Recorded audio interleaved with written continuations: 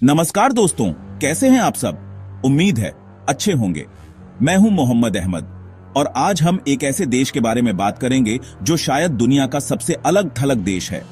और आज हम आपको ले चलेंगे एक ऐसी जगह जहां पहुंचने के बारे में बहुत से लोग सिर्फ सोचते ही रह जाते हैं, जहां के नियम कानून सुनकर आप हैरान रह जाएंगे, ऐसे नियम जो शायद आपने पहले कभी नहीं सुने होंगे।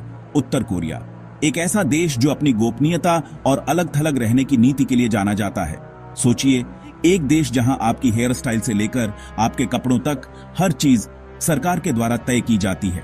टीवी चैनल तक, जहां आप सिर्फ वही देख सकते हैं जो सरकार आपको दिखाना चाहती है। सब कुछ सरकार तय करती है, यहां तक कि आपकी सोच पर भी सरकार का कंट्रोल होता है। यहां की जिंदगी कैसी है, यहां के लोगों का जीवन कैसा है, ये एक ऐसा सवाल है जो अक्सर हमारे मन में आता है।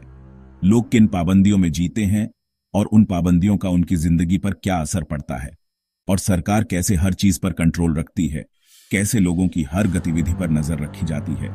ये जानना जरूरी है ताकि हमें अपनी आजादी की असली कीमत समझ आए, ताकि हम समझ सकें कि हम कितने भाग्यशाली हैं। आज हम जानेंगे उत्तर कोरिया के कुछ ऐसे अनसुने पहलुओं के बारे में, अजीब और चौंकाने वाले फैक्ट्स जो आपको सोचने पर मजबूर कर देंगे, जिनके बारे में आपने शायद ही सुना होगा। ये वो बातें हैं जो अक्सर दुनिया से छिपाई जाती हैं। तो अपनी सीट बेल्ट बांध लीजिए और तैयार हो जाइए एक रोमांचक यात्रा के लिए, क्योंकि ये सफर आपको सोचने पर मजबूर कर देगा। ये आपको दुनिया को देखने का एक नया नजरिया देगा। यहाँ कोई मजाक नहीं, सिर्फ सच्चाई। उत्तर कोरिया की वो सच्चाई जो शायद आप नहीं जानते। उत्तर कोरिया को दुनिया का सबसे रहस्यमयी देश क्यों कहा जाता है और इसके पीछे क्या कारण है, आज पता चलेगा। आज हम उन रहस्यों से पर्दा उठाएंगे। चलिए शुरू करते हैं ये अनोखा सफर, एक ऐसे देश की खोज में जो दुनिया से कटा हुआ है। सोचिए, आप सैलून जाएं और आपके पास सिर्फ 28 हेयर स्टाइल्स चुनने का ऑप्शन हो। उत्तर कोरिया में सरकार ने 18 हेयर स्टाइल महिलाओं और 10 पुरुषों के लिए तय किए हैं। कोई नया स्टाइल नहीं, कोई एक्सपेरिमेंट नहीं। शादीशुदा महिलाओं को छोटे बाल रखने होते हैं, अविवाहित लड़कियां थोड़े लंबे बाल रख सकती हैं। पुरुषों के बाल 5 सेंटीमीटर से ज्यादा नहीं होने चाहिए। हर 15 दिन में बाल कटवाने की सलाह दी जाती है। सिर्फ किम जोंग उन को अपने मनपसंद हेयर स्टाइल की छूट है, बाकी सबको फॉलो करना ही पड़ेगा। ये नियम सिर्फ फैशन नहीं, बल्कि लोगों की व्यक्तिगत आजादी पर सरकार का कंट्रोल दिखाते हैं। अगली बार जब आप अपने बालों का स्टाइल चुनें, तो सोचिए, ये छोटी सी आजादी भी कितनी बड़ी बात है। उत्तर कोरिया में टीवी देखना मतलब सिर्फ सरकारी चैनल, कोई प्राइवेट चैनल, कोई बाहरी शो नहीं। दिन भर लीडर की तारीफ, सेना की ताकत और सरकार की उपलब्धियों के प्रोग्राम चलते हैं। बच्चों के कार्टून तक में प्रोपेगेंडा भरा होता है। बाहरी मीडिया देखना सख्त मना है, अगर पकड़े गए तो कड़ी सजा मिल सकती है। सरकार चाहती है कि लोग सिर्फ वही देखें जो वो दिखाना चाहती है, बाहरी दुनिया की आजादी से पूरी तरह अनजान। ये एक मानसिक जेल है जहां सूचना की स्वतंत्रता नाम की कोई चीज नहीं। अगली बार जब आप चैनल बदलें तो सोचिए, ये चॉइस भी कितनी कीमती है। और पूरी दुनिया जीसस के जन्म से साल गिनती है, लेकिन उत्तर कोरिया का अपना जूचे कैलेंडर है। ये कैलेंडर किम इल सुंग के जन्म 1912 से शुरू होता है। उनके लिए वही साल 1 है। आज जब हमारे लिए 2024 है, वहां जूचे 113 चल रहा है। 1997 से ये कैलेंडर ऑफिशियल है। हर सरकारी दस्तावेज, अखबार, कैलेंडर में यही चलता है। ये सिर्फ तारीख नहीं, बल्कि किम परिवार के प्रति भक्ति और प्रोपेगेंडा का हिस्सा है। इससे लोगों के दिमाग में यह बैठाया जाता है कि देश का इतिहास लीडर के जन्म से शुरू होता है। सोचिए, एक देश जहां समय की गिनती भी प्रोपेगेंडा का हिस्सा है। ब्लू जीन्स पहनना उत्तर कोरिया में गैरकानूनी है। सरकार के लिए यह अमेरिकी संस्कृति का प्रतीक है। ब्लू जीन्स पहनना, बेचना, दोनों पर बैन है। लोग सिर्फ काली जीन्स पहन सकते हैं, ब्लू जीन्स नहीं।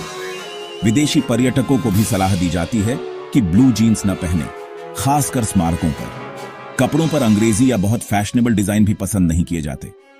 सरकार चाहती है कि सब एक जैसे सादे कपड़े पहने, कोई अलग पहचान न बने। अगली बार अपनी फेवरेट जीन्स पहने तो सोचिए, ये आजादी भी कितनी बड़ी है। उत्तर कोरिया में हर 5 साल में चुनाव होते हैं, लेकिन वोटर के पास सिर्फ एक ही उम्मीदवार होता है। बैलेट पेपर पर सिर्फ सत्ताधारी पार्टी का नाम, कोई विपक्ष नहीं, कोई विकल्प नहीं। वोटिंग अनिवार्य है, न देने पर शक और जांच हो सकती है। सरकार दिखाती है कि 99.9% वोट उनके पक्ष में पड़े। ये असली चुनाव नहीं, सिर्फ दिखावा है। ना कहने का विकल्प है। लेकिन ऐसा करने की हिम्मत कोई नहीं करता। नतीजे खतरनाक हो सकते हैं। ये चुनाव असल में जनगणना और सत्ता की मुहर लगवाने का तरीका है। लोकतंत्र सिर्फ चुनाव का नाम नहीं बल्कि विकल्प और स्वतंत्रता का नाम है। ये फर्क उत्तर कोरिया में साफ दिखता है। उत्तर कोरिया में आम लोगों के लिए इंटरनेट बैन है। कोई गूगल, यूट्यूब, फेसबुक नहीं। वहां है क्वांगम्योंग, एक क्लोज्ड इंट्रानेट जिसमें सिर्फ सरकारी वेबसाइट्स और कंटेंट मिलता है। सारी वेबसाइट्स सरकार कंट्रोल करती है, कोई बाहरी जानकारी नहीं। इंटरनेट का असली एक्सेस सिर्फ चुनिंदा अधिकारियों और वैज्ञानिकों को मिलता है, वो भी सख्त निगरानी में। आम जनता के लिए बाहरी दुनिया से जुड़ने का कोई रास्ता नहीं। ये डिजिटल दीवार लोगों को सिर्फ वही जानकारी देती है जो सरकार चाहती है। सोचिए, एक ऐसी दुनिया जहां इंटरनेट भी आजादी नहीं बल्कि एक पिंजरा है। उत्तर कोरिया के नागरिकों को विदेश यात्रा की इजाजत नहीं। देश छोड़ना बड़ा अपराध है। बिना अनुमति सीमा पार करने पर सख्त सजा, लेबर कैंप या मौत तक हो सकती है। सिर्फ राजनयिक, कुछ एथलीट या मजदूर ही बाहर जा सकते हैं, वो भी सरकार की कड़ी निगरानी में।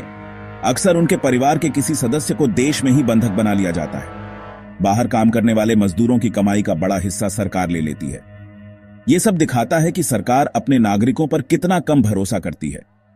जब भी आप कहीं घूमने जाएं तो सोचिए, यह आजादी भी कितनी अनमोल है। उत्तर कोरिया में रेडियो भी सिर्फ सरकारी स्टेशन ही सुन सकते हैं, कोई दूसरा चैनल नहीं। सारे रेडियो सेट्स पहले से फिक्स होते हैं ताकि सिर्फ सरकारी फ्रीक्वेंसी ही पकड़े। छेड़छाड़ करने या विदेशी स्टेशन सुनने की कोशिश पर कड़ी सजा मिलती है।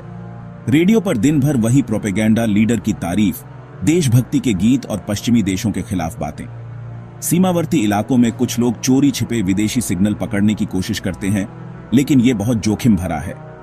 सरकार सूचना पर पूरा कंट्रोल चाहती है, लोगों को सिर्फ एक ही कहानी सुनाई जाती है। अगली बार जब आप अपना पसंदीदा गाना सुने तो सोचिए, ये चॉइस भी कितनी बड़ी आजादी है। उत्तर कोरिया के स्कूलों में बच्चों को पढ़ाई से ज्यादा सरकार और लीडर की भक्ति सिखाई जाती है। पढ़ाई की शुरुआत किम इल सुंग और किम जोंग इल की जीवनी से होती है। उन्हें भगवान जैसा बताया जाता है। गणित के सवालों में भी प्रोपेगेंडा, अमेरिकी दुश्मनों को मारने के सवाल तक पढ़ाए जाते हैं। हर क्लासरूम में लीडर की तस्वीरें, रोज झुकना अनिवार्य। इतिहास की किताबें सरकार के हिसाब से लिखी जाती हैं, बाहरी दुनिया की कोई सकारात्मक जानकारी नहीं। ये शिक्षा प्रणाली बच्चों को सवाल करना नहीं, सिर्फ मानना सिखाती है। सोचिए, शिक्षा का असली मकसद क्या होना चाहिए और वहां क्या हो रहा है। उत्तर कोरिया एक ऐसा देश जो अपनी रहस्यमय और कठोर नीतियों के लिए जाना जाता है। यहां एक ऐसा नियम है जो अंतर्राष्ट्रीय स्तर पर मानवाधिकारों के लिए चिंता का विषय बना हुआ है। उत्तर कोरिया में 3 पीढ़ियों की सजा का नियम है। यह एक क्रूर और अमानवीय कानून है। अगर कोई सरकार के खिलाफ अपराध करता है या ऐसा करने का संदेह भी होता है तो सिर्फ वही नहीं बल्कि उसकी आने वाली 2 पीढ़ियां भी सजा भुगतती हैं। इसका मतलब है कि अपराधी के बच्चों और पोते पोतियों को भी बिना किसी अपराध के सजा दी जाती है। उन्हें लेबर कैंप में रहना पड़ता है, जहां जीवन नरक से भी बदतर होता है। इन कैंपों में अमानवीय परिस्थितियों में कैदियों को रखा जाता है। चाहे उनका कोई कसूर न हो, उन्हें अपने परिवार के अपराधों की कीमत चुकानी पड़ती है। यह एक ऐसा अन्याय है जिसकी कोई कल्पना भी नहीं कर सकता। यह नियम लोगों में इतना डर पैदा करता है कि वे सरकार की आलोचना करने या असहमति जताने से भी डरते हैं, कि कोई सरकार के खिलाफ सोच भी नहीं सकता, क्योंकि उन्हें पता है कि इसका परिणाम उनके पूरे परिवार को भुगतना पड़ेगा। लेबर कैंप्स की हालत बहुत खराब होती है, जहां कैदियों को अमानवीय परिस्थितियों में रहने के लिए मजबूर किया जाता है। कम खाना, जिससे कैदी कुपोषण का शिकार हो जाते हैं। कड़ी मेहनत, जो उन्हें शारीरिक और मानसिक रूप से तोड़ देती है। और बुरा बर्ताव, जो उनकी गरिमा को छीन लेता है। वहां पैदा हुए बच्चों को एक शापित जीवन मिलता है। कभी बाहरी दुनिया देखने का मौका नहीं मिलता, वे हमेशा कैद में ही रहते हैं। ये नियम मानवाधिकारों का सबसे बड़ा उल्लंघन है और अंतर्राष्ट्रीय समुदाय को इस पर ध्यान देना चाहिए। पूरे परिवार को सजा देना अमानवीय है और यह किसी भी सभ्य समाज में स्वीकार्य नहीं होना चाहिए। यह दिखाता है कि उत्तर कोरिया का सिस्टम कितना क्रूर और दमनकारी है। विद्रोह की हर चिंगारी को जड़ से खत्म करना चाहता है ताकि उसकी सत्ता को कोई चुनौती न दे सके। यह एक ऐसी त्रासदी है जो आज भी जारी है। तो दोस्तों, ये थे उत्तर कोरिया के कुछ ऐसे पहलू जो शायद आपने पहले कभी नहीं सुने होंगे। एक ऐसा देश जो अपनी गोपनीयता और अनोखे नियमों के लिए पूरी दुनिया में जाना जाता है। सबसे अजीब और चौंकाने वाले फैक्ट्स। ये वो बातें हैं जो हमें सोचने पर मजबूर करती हैं कि दुनिया में कितनी अलग अलग तरह की वास्तविकताएं मौजूद हैं। एक ऐसी हकीकत जिसमें लाखों लोग आज भी जी रहे हैं, अपनी रोजमर्रा की जिंदगी बिता रहे हैं, शायद उन चीजों से अनजान जो हमारे लिए आम हैं। यहां आपकी हेयर स्टाइल से लेकर आपके विचार तक सब कुछ कंट्रोल किया जाता है। हर चीज पर सरकार की कड़ी निगरानी होती है और व्यक्तिगत स्वतंत्रता का कोई स्थान नहीं है।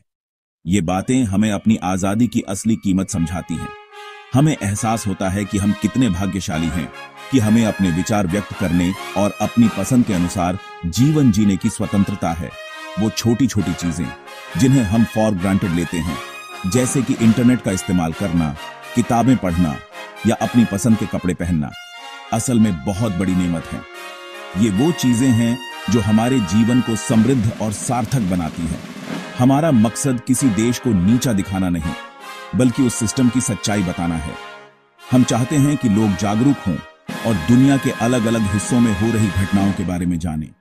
उम्मीद है एक दिन वहां के लोगों को भी वो आजादी मिलेगी जिसके वो हकदार हैं।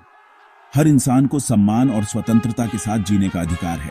अगर आपको वीडियो पसंद आया हो तो लाइक और सब्सक्राइब करें और कमेंट में बताइए सबसे चौंकाने वाला फैक्ट कौन सा लगा। आपकी राय हमारे लिए बहुत महत्वपूर्ण है। मिलते हैं अगले वीडियो में एक नए और इंटरेस्टिंग टॉपिक के साथ। हम हमेशा आपके लिए कुछ नया और जानकारीपूर्ण लाने की कोशिश करते हैं। धन्यवाद। आपका साथ देने के लिए बहुत बहुत शुक्रिया।